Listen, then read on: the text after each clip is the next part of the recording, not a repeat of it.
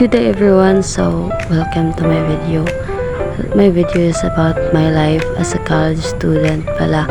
So dito i-discuss ko yung sinulat namin na binasa namin about our daily log or our food log sa FATFIT 1 namin na subject. So as you can see, sumasakay pa ako ng bus kasi malayo yung bahay namin sa school, kaya dapat maging maaga ako lagi sa pagpasok kasi yung schedule ko 8 AM talaga. So may times talaga nakakalimutan kong kumain, pero may minsan din naman talaga kumakain ako. So yung usually na kinakain ko mga ano lang, konti lang, rice, minsan nagkakape lang, minsan nagpapan, ganun lang. And then yung mga kahit unti lang, basta at least nakakain lang. And then may times na sa pasta lang din, sasakyan na lang din ako nag-aayos sa sarili ko kasi na-late na kasi ako, kasi may times na matagal ako gumigising, kaya ganon. At isa pa talaga, 30 minutes talaga yung biyahe ko kasi nga malayo yung bahay namin sa school, halubong pa, tapos antay pa ako na sasakyan sa crossing papunta sa Kitchara Terminal, and then sasakay na naman papunta sa Magbayang Terminal, tapos pasok na naman sa school, kaya hindi talaga bababa sa 30 minutes yung biyahe ko, kaya hindi na ako nakapasok minsan sa mga subjects ko, kaya may times na nalilate na talaga ako.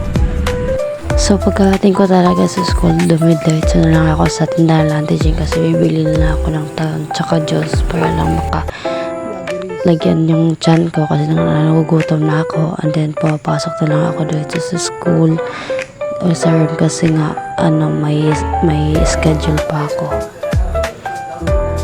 So pagkatapos talaga ng klase, dumidiretso na talaga kami kumain doon sa may sa department ng BSAF na restaurant. Tapos kung wala, doon na lang kami din sa Lantiging sa harap ng gate namin sa campus. And then ito lang talaga yung mga kinakainan namin kasi nga masarap yung mga niluluto nila, and then budget din. Tapos ito yung mga lagi namin binibili, fried chicken, yung adobo, yung lumpia. May times kumakain kami ng gulay din, and then sometimes yung mga apitada or yung hotdog. Tapos may klase yun tapos and then ito nga lang yun yung lagi namin kinakain.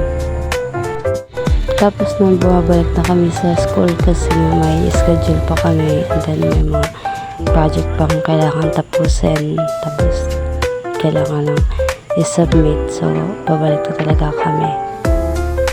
So 5 PM tapos na pala yung mga klase namin, tapos pauwi bumibili kami ng takoyaki sa daan, tapos litin naman yung lamanan kasi gulay naman yan.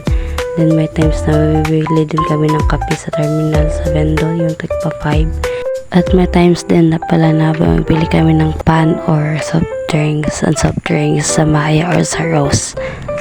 Tapos kasama ko rin yung boyfriend ko pa uwi nga kasi nga parehas naman kami ng papunta naman kaming Butuan pa uwi.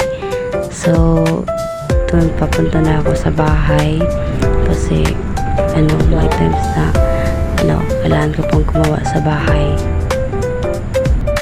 So pagkarating ko kaagad sa bahay, nagbibihis ako, tapos naguhugas na ako ng plato or nagsasaing na ako or nagwawalis, tapos kumakain na din ako. Tapos ito yung mga kinakain ko sa bahay namin, tapos ginagawa ko na yung mga projects ko or assignments ko, tapos yun na. So dito lang. Thank you for watching and bye.